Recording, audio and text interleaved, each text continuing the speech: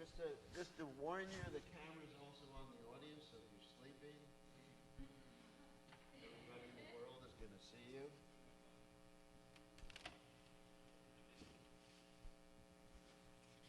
Just to give you a warning.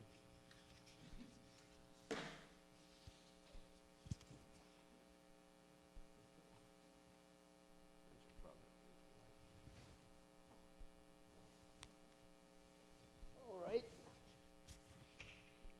Lights, camera, action. Okay. Rishikesh, it's good to see you.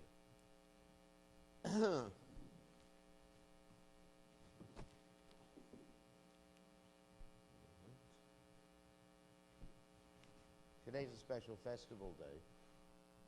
So we're going to give class about Vishvarupa, who is Lord Chaitanya Mahaprabhu's brother, taking sannyas. So today will be a sannyas class for those of you who are weak-hearted or somehow or other planning to get married later on. Maybe it's better you're not here, but anyway, so that's up to you. So we're going to, anyway, prepared some interesting things for the class. Jaya Radha Madhava Kunya Bihari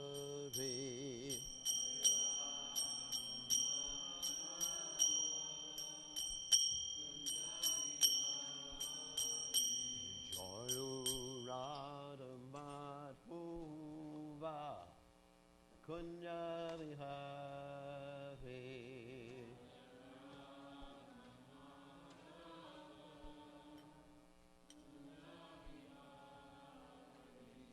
Gopi Jana Balaba Girivardhari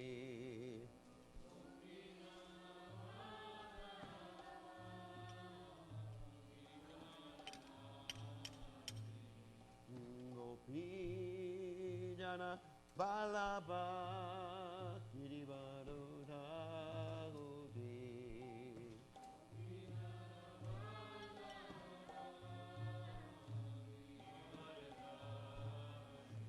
Yasodanandana Rajajanurangahuna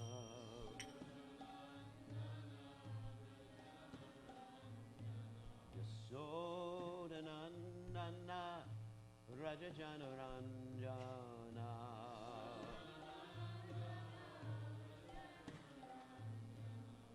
Jamuna Tirabhanachadi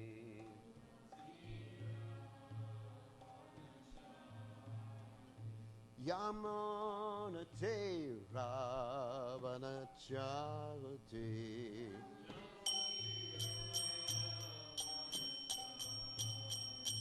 Jairanhu Madhava Kunya Bihari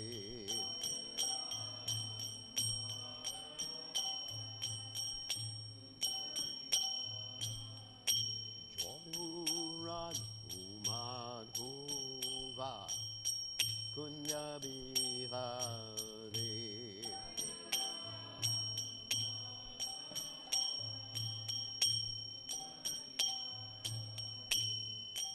Gopi Jana Ballabha Girivardhari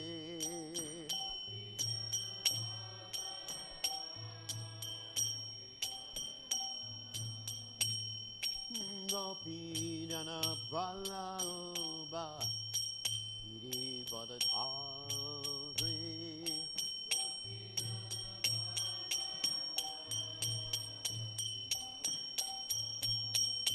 Yasodanandana Rajajanuranjana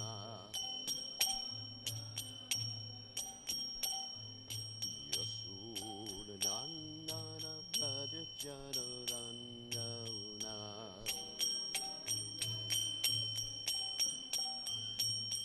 Yamuna Tira Manachari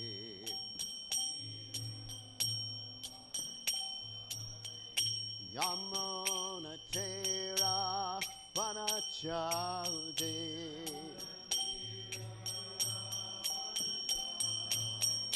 Jayo Radha Madhuva Kunyabihari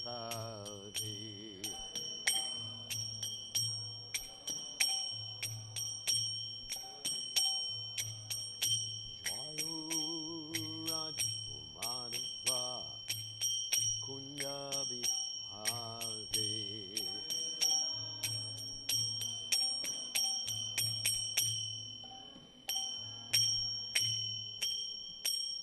Jai Om Vishnupad Paramahamsa Parvadikacharya also Teta Satashi Shimad His Divine Grace Savaya Charanana Bhaktivedanta Goswami Srila Prabhupada Ki Jai ISKCON Founder Acharya Srila Prabhupada Ki Jai Anantakoti Vaishnav Vrinda Ki Jai Namacharya Srila Haridas Thakur Ki Jai Ram Say Kaho Shri Krishna Chaitanya Prabhu Nityananda Shitwaita Gadadha Shivasadi Gaur Bhakta Vrinda Ki Jai Shri Shri Radhakrishna Gopinath Shaim Kunda Radhakunda Giri Govardhan Ki Jai Vrindavanam Ki Jai Mathuram Ki Jai Jagannath Swami Ki Jai Yamunamai Ki Jai Shrimati Tulasi Devi Ki Jai Samaveda Bhakta Vrinda Ki Jai Gaur Premananda Hari Hari Bol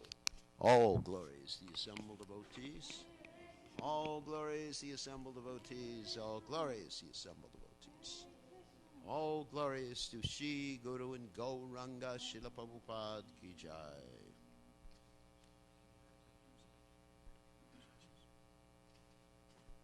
So Om Gana Timidanda Shah Gananjana Shalakaya Chakshura Meditam Yena Tasmai Shri Guru Maha. I offer my respectful obeisances unto the lotus feet of my spiritual master, His Divine Grace A.C. Bhaktivedanta Swami Srila Prabhupada, who so kindly opened my eyes with the transcendental knowledge while I was blinded in the darkness of ignorance.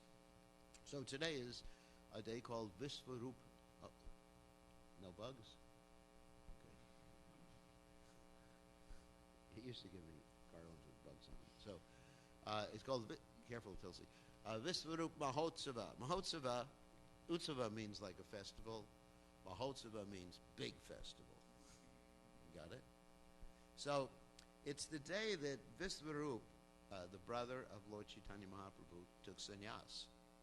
And so why is it important? We'll describe why. So just a little history here. That Lord Chaitanya's mother and father, Sachi and Jagannath Mishra, they had 8 daughters before they had Visvarup and Lord Chaitanya. But these 8 daughters, unfortunately, passed away. And so finally they had Visvarup, who was the older brother of Chaitanya Mahaprabhu and is considered to be an incarnation of Balaram, an expansion of Lord Nityananda. So in one sense, we can say Lord Nityananda is in a very real sense the elder brother of Chaitanya Mahaprabhu. So, because he's non-different than Visvarup. So, what happened is that Visvarup, being the elder brother of Lord Chaitanya Mahaprabhu, began to associate with many of the Vaishnavas of Navadvip, particularly Advaitacharya. And Advaitacharya was holding daily Bhagavatam recitals and talking about the philosophy of Krishna consciousness. And actually, part of the philosophy of Krishna consciousness is something called Vairagya.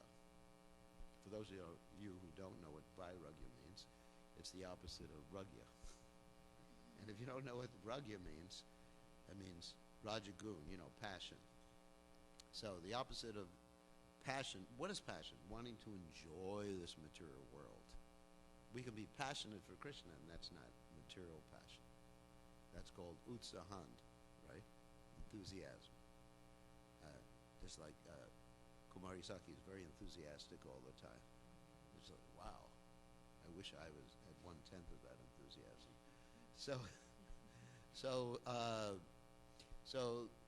Anyway, so passion in the material world means, so much do I have today, so much more will I get tomorrow, I want more and more, and then you become very greedy as a result. in reference to a story we're going to tell today. So, anyway, Visvarup was with Advaita Acharya. Every day he would hear about the pastimes of Krishna and about renunciation from the material world, Sambandha, Avideya, and Prayojana, the three aspects of spiritual knowledge. And it's described that sometimes Lord Chaitanya Mahaprabhu would go over there as he was just a little kid, like 5 years old, just to tell Visvarup to come home and take prasadam. But so he would go there and say, Visvarup, please, Mommy and Daddy want to see you. His Mommy and Daddy happened to be Sachi Mata and Jagannath Mishra. And Visvarup would come home, but he'd only stay for a few moments. And then he'd just rush back to hear about Krishna from Advaita Acharya. So, as he spent many years hearing about Krishna from Advaita Acharya, he developed detachment from this world. Of course, the detachment from this world that we want is something called Yukta Vairagya, not just Vairagya. Yukta Vairagya means, as we hear in the Isopanishad, does anyone know that verse? Om? I'm sorry. Yeah, Ishavasham.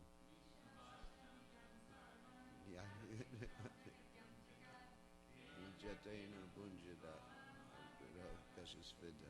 That everything is owned and controlled by the Supreme Personality of God, and everybody is given a quota. So Prabhupada said we can work in this Ishavasha. It's not loud enough. I have the thing right here. All right, turn it louder then. Anyway, so Prabhupada said we should work in this Ishavasha consciousness, and of course that's also that's known as Yukta Vairagya, Prapanchakatiya Puja, Harisambandha Vashna, Mukshabi, Purityagi, Vairagyam Falgu Katyate. That if one gives up something that can be used for Krishna, then that's false renunciation. Prabhupada called that Falgu Vairagya. The word Falgu, he said, is in reference to a river called the Falgu River. And that river appears to be dry, but if you just go right below the surface, there's water running. So sometimes, what that means is that someone appears to be very renounced, but right below the surface, there's lust, anger, and greed. They're dressed like a sannyasi and, speak like a sannyasi, but right below the surface, there's a lot of other garbage. So anyway, that's Falgu. That's Falgu Vairagya. So we should be engaged in Yukta Vairagya. So anyway, Visvarup, he was hearing this whole philosophy, and then one time he was in his house, and in the room next door, his parents were discussing something that was really upsetting to him. And that was they were planning, does anyone know? To get him married. They were thinking, we got to find a nice girl for Visvarup. He's getting to that age, and he's getting too much education from that Advaita Acharya. It may spoil his human form of life. So he heard this, and he thought, oh my God, I got to get out of here as soon as possible. So in the middle of the night, he just left. And the next morning, actually, they didn't find Visvarup. And he became Shankaranya Swami at that particular point. And so what happened is several things happened. The first thing that happened is I want to read something from the Chaitanya Charitamrita and Chaitanya Bhagavatam. That Lord Chaitanya Mahaprabhu said, this is a direct translation. My dear mother and father, Lord said, it is very good that Visvarup has accepted the sannyas order, for thus he has delivered his father's family and his mother's family. But of course, I'm not trying to encourage everyone to take sannyas. By serving Krishna, which is the real sannyas, as Krishna describes in the Gita, a renunciate or real sannyasi does not light no fire nor do any work like that. A real sannyasi is ready to do anything Krishna wants to serve Krishna, whether it requires building a building or preaching, or even as like Prabhupada did, because Prabhupada was really detached. Prabhupada was even showing the ladies how to wear saris. I don't do that. I don't know how to do it, and I'm not going to do it. I guarantee. But Prabhupada, is that in the beginning days, Prabhupada even showed Jadurani how to wear it. Sorry, even I heard the story that Jadurani one time was really, really sick in Los Angeles. Couldn't move. She was on a wheelchair. They brought her up to see Prabhupada. They carried her up the stairs to see Prabhupada in Los Angeles. She crawled. And she was going to see this bogus doctor in Los Angeles. Many times the devotees get into really bogus New Age doctors. You know, many times that happens.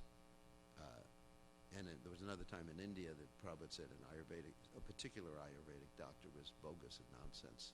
But anyway, so she crawled up to see Prabhupada, and Prabhupada was very concerned, and he put his hand on her head, not forehead actually, touching her forehead. You know, the sannyasi doing that.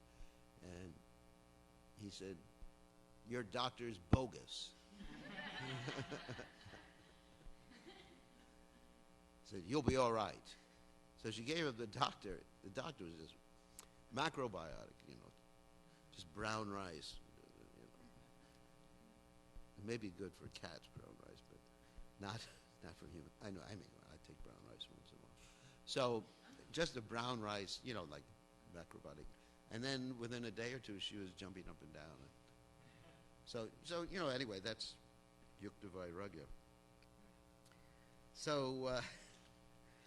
Anyway, getting to the point is that one's family becomes liberated by one taking up Krishna consciousness, not necessarily by taking sannyas, or taking sannyas in a real spirit.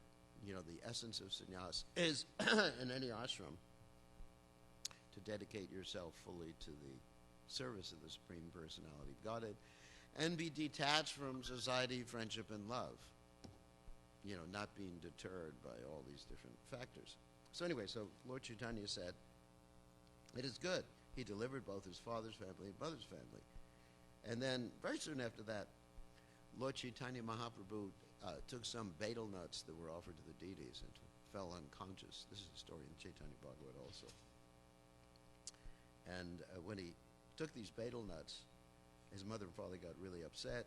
And then the Lord revealed to his mother and father that Visvarup took me away from here. And he requested me also to accept sannyas. You know, that really upset his mother and father when they heard that. And he said, I replied to Visvarup, this is from the Chaitanya Charitamrita, I have a helpless father and mother, and also I am but a child. What do you know about the sannyas? What do I know about the sannyas order of life? Later on, I shall become a householder and thus serve my parents. For this action will be very much satisfy Lord Narayan and his wife, the goddess of fortune. Then, this is in Lord Chaitanya's vision, Visvarup returned me home and requested, offer thousands and thousands of obeisances to my mother, Sachi Devi. So, anyway, so I don't think I'll read any more about this. I'll just tell more stories. So, then, another thing happened that was very interesting regarding Visvarupa Sannyas is that Sachi Mata, Lord Chaitanya Mahaprabhu's mother, was always blaming Advaitacharya. You preach renunciation to my poor son. And she used to say, let me turn up my phone. She used to say very critical words about Advaitacharya. She said, Advaitacharya, you're called Advaita, which means non-dual. You know, Dvaita means dual, Advaita means non-dual. And she said, you are actually Dvaita. Now, what does that mean? That means you are actually two-faced. That you act nicely with me, but actually you're encouraging my children to leave home. And because of that, later on, when Lord Chaitanya Mahaprabhu was giving love of God to all the devotees asked, is Sachimata going to get love of God? And Lord Chaitanya said, no. And that's Lord Chaitanya's mother, remember. He said, no, she has blasphemed Advaitacharya. And so then she dove and touched Advaitacharya's feet, and Advaitacharya dove and touched her feet. And then Lord Chaitanya Mahaprabhu said, yes, you can have love of God. So later on, Lord Chaitanya Mahaprabhu, in order to find what had happened to his brother, went to South India, and he found that his brother had passed away or, left this world, and it's described that he, you could say one says, merged into Lord Nityananda because he's non-different from Lord Nityananda. So now I want to talk about sannyas more, because we already described what real sannyas is, but there's a particular section of the Srimad Bhagavatam that helps us develop a renounced spirit. And this is the 11th canto, chapter 23, which is entitled the Song of the Avanti Brahmana. Now, the reason I'm making reference to this is because within this Song of the Avanti Brahmana is what many of us consider to be the sannyas mantra, not the sannyas Gayatri. When someone takes sannyas, that is, you get your staff and your saffron dhoti, and then you get a chance to eat all the Mahaprasadam. So which unfortunately I can't eat anymore, but when someone takes sannyas, they get all these external signs. But that is not actually what sannyas is, all these external signs. So anyway, so when we take sannyas in ISKCON, we're actually taught one of the mantras in this particular chapter. Now, we also get a different Gayatri mantra, which I'm not going to give you all of you because I want you to all be happy householders in Krishna consciousness. But the Gayatri mantra refers to, anyway, it's a very intimate mantra that the sannyasis get. And it's in reference to taking shelter of the gopis. That's actually what the sannyas mantra means, taking shelter of the gopis in Vrindavan. So, because that's the mood of someone renounced, and also someone dedicated to the Supreme Person and the preaching mission of Chaitanya Mahaprabhu. Like Prabhupada told Ramaswar that the preaching of Krishna consciousness, particularly was in reference to the book distribution, was in the mood of the gopis. It's interesting about the books, because every day I watch the memories of devotees about Prabhupada. And Prabhupada was so adamant about not changing his books. Ramaswara Prabhu was telling these stories of how the artist had painted new pictures for the books, and which were of a higher, let's say, material quality than the old pictures in the Krishna book and in the Bhagavatam and Isopanishad. Actually, and even in Isopanishad, he wanted to put a picture of Radha and Krishna on the cover of Isopanishad, and Prabhupada got really angry. He said, I've chosen this picture, how can you change? You Westerners are always trying to change things. And the reason Prabhupada put the picture of Vishnu in the Isopanishad was really interesting, that he wanted the Isopanishad to appeal to everybody in India. And if you put just Krishna, and to all the Vaishnava Sampradayas, and if you put Krishna there, that would exclude, let's say, certain people from being interested, like in the Ramanuja Sampradaya and other places, from being interested. So Prabhupada, he planned out things perfectly. Even as to the size, Ramaswara was describing the size of the books, how many pages the book would have, the pictures the book would have. And Prabhupada, there's these stories about Prabhupada getting angrier and angrier at Ramaswara for wanting to change different pictures. Just the pictures. Even pictures that were actually the same were 100 times better than the other, excuse me, than the old pictures. Just give me a second. I'm all right. I don't need water. So anyway, talking about the Avanti Brahman story, which is really interesting to me. So this story, I'm just going to make reference to the chapter summary a little bit, not read it. This particular story is about a Brahmin in Avantipur. And this Brahmin really was a little cruel to his family. He was really avaricious, so he was stingy, extremely stingy, and he was a merchant. Actually, he's a Brahmin, functionally he's a merchant. And so as a result, his wife and family were deprived of many of the aspects of enjoyment that they desired. And they became actually very resentful of him. Because, I mean, this is showing the material love. And love between the devotees is not the same. Believe me, I'm not preaching against, I have to just make it clear, I'm not preaching against grahasta life and Krishna consciousness, or else this will be the last class I give here. So anyway, but they became very upset with him. And basically, after some time, his family just decided to take all of his wealth away. There's an interesting story in the Jaiva Dharma about that, too. How you had this couple, and they had accumulated wealth, and what happened is that they had hidden some wealth, and their sons also took on the same qualities that they had.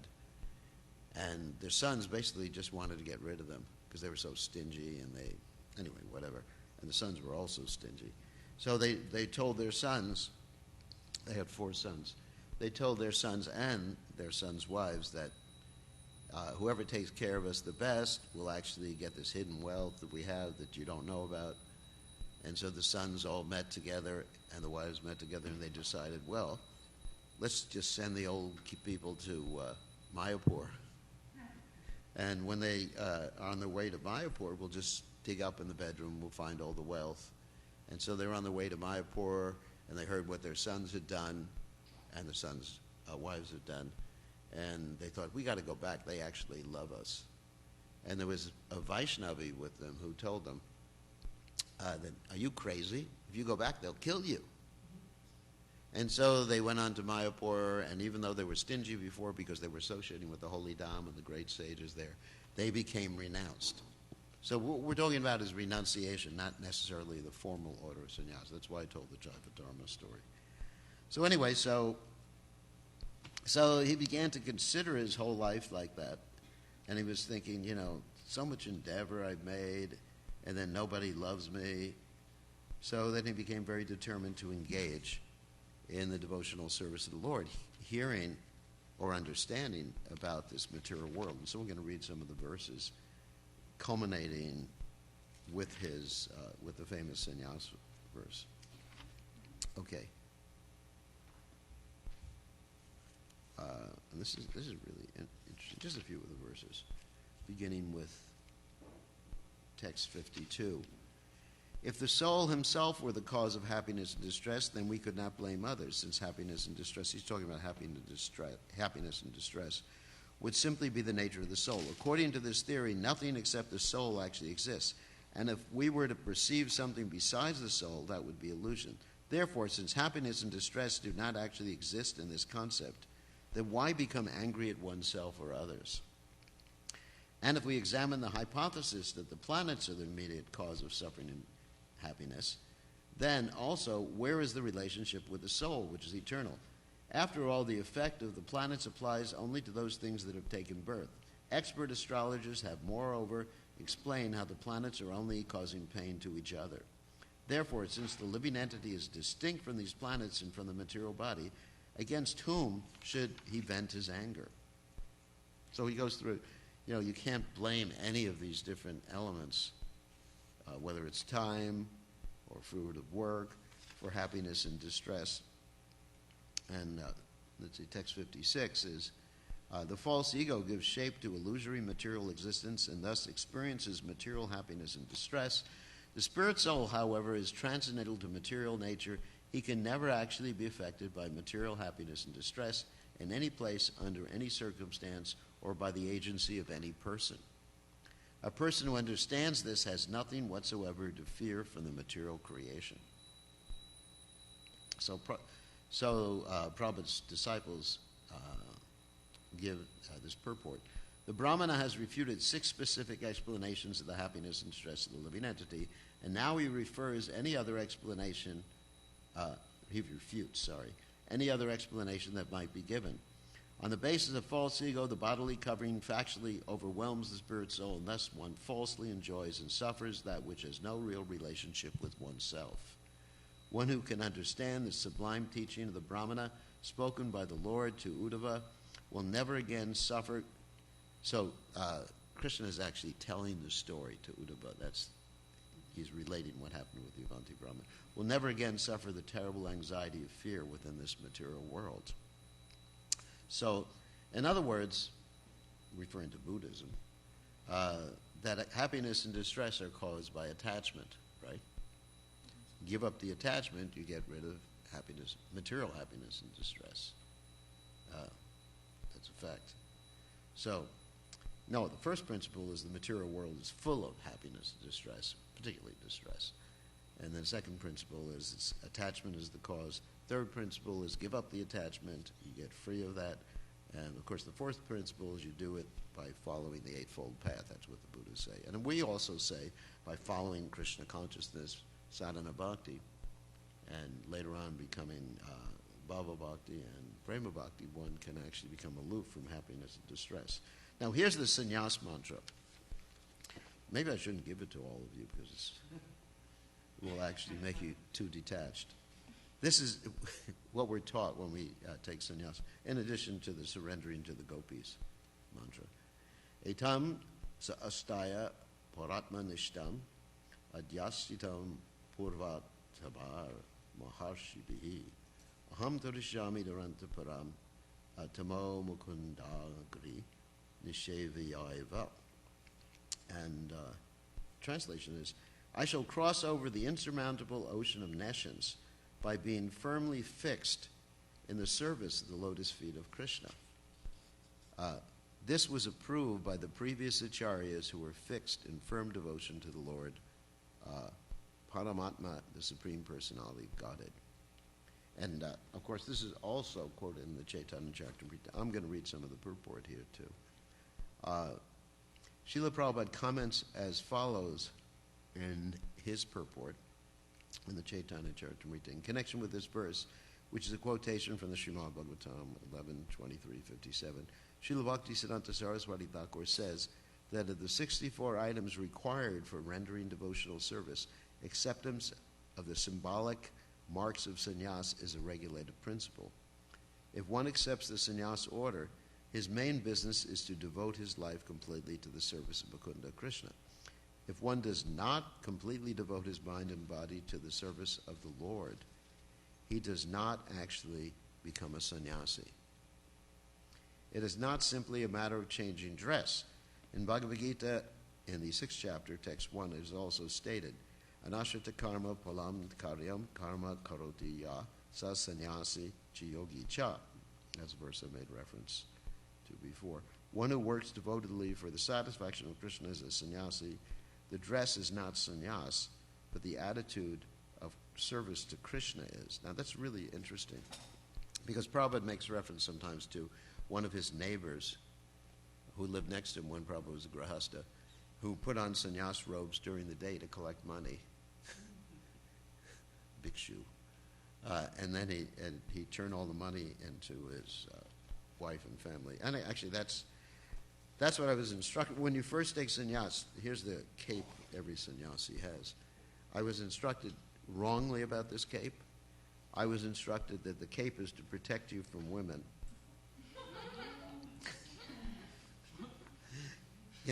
People just didn't understand. And that also I was instructed that Danda was the Supreme Personality of Godhead. Right. Some of you may have read about that. Prabhupada got really upset when he heard that people giving that explanation. Danda is symbolic, referring to one's body. There's actually called a tree danda, but there's actually 4 sticks in it. And tree danda means the body, mind, and words, and the 4th stick is the soul, dedicated to the Supreme Personality of Godhead. But the cape is actually meant traditionally for collecting donations. And the sannyasi, there's different actually orders of sannyas, Kutichak, Bahodak, Parvajakacharya, Paramahamsa, like that. And the traditional type of sannyas, one would first reside in the same village that his family was residing in, and then his wife would send him food through his sons because he couldn't figure out how to eat. He was just so attached or like dysfunctional. Because, you get fed every day. It's like, you come to the Krishna conscious movie, you just come at 1:30 in the afternoon. for prasadam, everybody shows up and wakes up at that time. And so if there wasn't prasadam there, what am I going to do? So it's like that when one first takes sannyas, who's going to cook for me? I remember one person whose wife left him from India, and his mother said, now you got to get married again. The guy was 45, 50 years old. And I said, why? She said, so who's going to cook for you? He said, I know how to cook. And she said, really? So anyway, so that was the first order of sannyas, where one resides in the same village. Another second type is where one goes, madhukari, and goes from door to door and asks for one piece of pizza from everybody's house. He's a little more detached, but he's still thinking of food. And then the third order is Parvajakacharya. You just travel and preach, and you don't really worry about it. And the Paramahamsa order is you just stay in one place, and you're absorbed in your internal relationship with Krishna. And actually, that's why we say Paramahamsa Parvajakacharya about Prabhupada, because Prabhupada's on the topmost platform of sannyas, but he's acting for our benefit as a Parvajakacharya. He's Paramahamsa Parvajakacharya. Usually they're distinct orders of sannyas. But a Paramahamsa doesn't preach Krishna consciousness. A Paramahamsa just remains there. He's in ecstasy. And he's absorbed in his relationship with Krishna, so not much opportunity to preach. And he sees everybody is serving Krishna. So he looks at everybody, well, everybody's serving Krishna. Hare Krishna. And so he becomes very compassionate, and he steps down and acts like a Parvajakacharya, which is what Srila Prabhupada did for our benefit. So in other words, Prabhupada sacrificed this highest ecstasy of, just like being absorbed in Krishna Leela 24 hours a day out of compassion. This is actually the highest principle, that one sacrifices his or her own ecstasy to help others. And that's real sannyas. Generally, in this day and age, I want to also mention, if I have time, that sannyas is prohibited. That's one of the items that's prohibited in Kali Yuga, which is really interesting. Why is that? Because in Kali Yuga, people are basically cheaters. I mean, just like we heard, 2-3 days ago about the person who was in charge of one of the biggest theological colleges, Baptist or something college. Anyway, I'm not going to mention his name. I remember his name. Don't mention it. And it just turns out that he was an absolute cheater engaged in illicit life. And then they asked for his resignation, and first he didn't give it, then he gave it, then he rescinded his resignation. And so this is the nature of Kali Yuga, especially the principle of truthfulness is very quickly diminishing. So someone will act in a certain way externally, but be behind the scenes, he or she is something different. So that's why sannyas, because it's just a facade in general in Kali Yuga. It's just a facade. I mean, just like Bhaktisiddhanta Saraswati Thakur talked about how many of the Babajis, I'm not saying all of them, in Radha Kund, they're keeping ladies, they're having illicit relationships. And there's a facade. In Kali Yuga, there's so many pretenders. It's like a Hollywood set where you have, some scaffolding. There's the OK Corral. I don't know if you know what that means. There's like some sort of, anyway, I won't describe what that is. But there's some sort of movie set, and then you go behind the scenes. When I went to Hollywood when I was young, not to be an actor, just to see what it's like, and behind the scenes, it's just like scaffolding. So people are like that in Kali Yuga. People are pretenders. And it's very hard to find someone who is genuine. So therefore, sannyasa in Kali Yuga is generally prohibited. The only time it's allowed is for the purpose of bringing people to Krishna consciousness. But it has to be given very, very carefully. And actually, the preferable order of sannyas, or renunciation, Kali Yuga, is called Kshetra sannyas. Even insofar as reference to people who are married. It's not that I don't encourage people who are married to just like drop their wife off and head for the hills or the forest or whatever. We say that the preferable order, which is what Bhaktivinoda Thakur stated, is Kshetra Sannyas, which means that one either remains in a holy place with one's family, one's wife, and preaches. And obviously it's not sense gratification anymore. It's not that you spend the rest of your life going to birthday parties of all your nieces and nephews and uncles and aunts and who else? Grandchildren and great-grandchildren. I mean, you can go to a birthday party, even I do. But the point is that you spend the rest of your life serving either the deities or you're preaching Krishna consciousness. I mean, that's the preferable order of sannyas nowadays. Because otherwise, sannyas can actually... I mean, in certain exceptional cases, yes. But one has to be very careful, as we've seen in our movement. So let's continue reading. This is very interesting, this topic of sannyas. The Paramatma Nishta, that's part of the verse, means being a devotee of Lord Krishna. Paratma, the Supreme Person, Krishna Ishvara, Padma Krishna, Satchinanda Vigraha. Those who are completely dedicated to the lotus feet of Krishna in service are actually sannyasis. So grahastas can be sannyasis. Like Prabhupada talk about grahasta brahmacharis. So that's the point, complete dedication. As a matter of formality, the devotee accepts the sannyas dress as the previous acharyas did. Lord Chaitanya accepted the 3 dandas. Later, Vishnu actually had Ekadanda. Ekadanda was broken into 3 parts by Lord Nityananda. It was interesting. Lord Nityananda just broke the danda, so it was 3 parts. So it was because Lord Chaitanya. The reason Lord Chaitanya took Ekadanda sannyas, and actually when Lord Chaitanya took sannyas, he actually shaved off his sika too, and got rid of the Brahman thread. That's the traditional method in our sampradaya of taking sannyas. It's like a Babaji type of sannyas, with a lungi, wearing a lungi instead of a full dhoti. Now the reason, I guess I should talk about it, the reason we dress like this, or I dress like this as a sannyasi, and Prabhupada had his disciples dress like this as sannyasis, is because he was interested in preaching. So because this comes from Bhaktisiddhanta Saraswati Thakur, who studied 2 groups that were giving sannyas to see how successful they were. That is the Ramanujacharya sannyasis, who also dress in saffron. And who's that bogus group that Prabhupada studied again? Ramakrishna. Yeah, the Ramakrishna mission. So this is actually, so the dress we have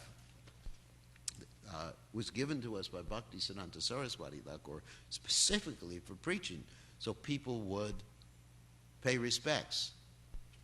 That's the reason for the dress. And why not? Not that we want respect, but we want people to hear about Krishna. So that's why we have this dress. Otherwise, it really doesn't matter. It really doesn't matter. Because we want people to take Krishna consciousness seriously, and specifically in India. Of course, in the West, it's another subject matter. If you tell someone that they're sannyas and they're not married, they'll think, does he have a problem? So in the West, I mean, in many cases, being a grahasta where you can entertain people in your home. Like Prabhupada said, the business of a grahastas before they eat is what? Cry out. If anyone's hungry, let them eat. So they actually, in one sense, grahastas, like Prabhupada sent grahastas where? To London. And they were more successful than the sannyasis, isn't it? So one has to, this is, of course, yukta vairagya, and also, as Prabhupada said, utility is the principle. And that's the real point of sannyasa. So thank you very much. We had a lot more to talk about, but Krishna didn't want to see me anymore. So all glories to His divine grace, Srila Prabhupada. Vishvarup Mahotsava ki jai.